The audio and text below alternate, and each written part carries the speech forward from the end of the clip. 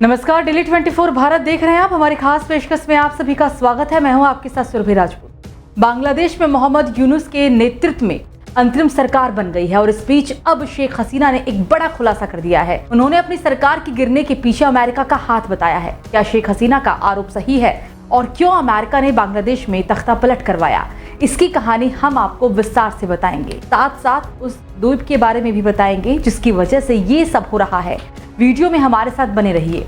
बांग्लादेश की पूर्व प्रधानमंत्री शेख हसीना ने अपने इस्तीफे के पीछे अमेरिका की भूमिका की संभावना होने का आरोप लगाया है। उन्होंने कहा कि अगर उन्होंने बंगाल की खाड़ी में सेंट मार्टिन द्वीप पर संप्रभुता अमेरिका को सौंप दी होती और बंगाल की खाड़ी में उसे बेस बनाने की अनुमति दे दी होती तो वो सत्ता में बनी रह सकती थी। शेख हसीना के प्रधानमंत्री रहने के दौरान अमेरिका और बांग्लादेश के बीच संबंधों में तनातनी देखने को मिली थी। अमेरिका ने यहाँ तक कह दिया था कि बांग्लादेश में जनवरी में हुए चुनाव निष्पक्ष नहीं थे। आपको बता दें कि जनवरी में हुए चुनाव में आवामी लीग सत्ता में लौटी थी। बांग्लादेश छोड़ने से पहले कुछ महीने पहले ही शेख हसीना ने एक बड़ा दावा भी किया था।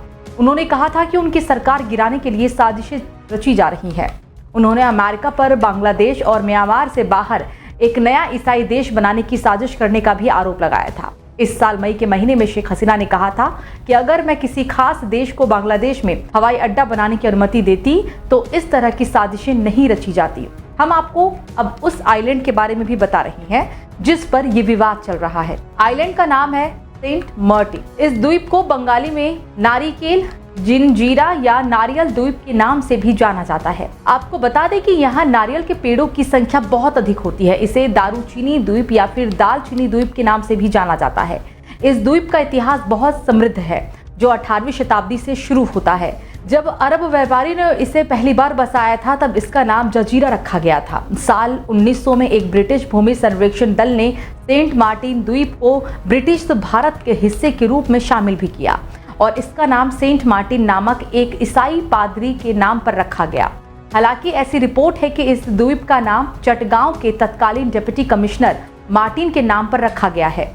सेंट मार्टिन द्वीप 1937 में म्यांमार के अलग होने के बाद ये द्वीप ब्रिटिश भारत का हिस्सा बना रहा। 1947 के विभाजन तक ऐसा ही रहा जब यह पाकिस्तान के नियंत्रण में चला गया। बाद में 1971 के मुक्ति संग्राम के बाद ये कोरल द्वीप बांग्लादेश का हिस्सा बन गया। 1974 में बांग्लादेश और म्यांमार के बीच एक समझौता हुआ कि कोरल द्वीप बांग्लादेशी क्षेत्र का हिस्सा होगा। सेंट मार्टिन द्वीप 1971 में अस्तित्व में आया। उसके बाद से ही बांग्लादेश की राजनीति उस पर हावी रही। अमेरिका और चीन इस क्षेत्र में अपनी उपस्थिति को मजबूत करने के लिए द्वीप पर अपना दबदबा बनाने की लगातार कोशिश भी करते रहे और अब यही द्वीप सुर्खियों में आ गया है। शेख हसीना के मुताबिक अमेरिका इस 9 किलोमीटर लंबे और 1.2 किलोमीटर चौड़े द्वीप पर इसलिए कब्जा चाहता है जिससे कि वो यहाँ एयर बेस बना सके ताकि वो उसे बंगाल की खाड़ी और हिंद महासागर में अपना प्रभुत्व जमाकर भारत और चीन पर अपनी पकड़ मजबूत कर सके।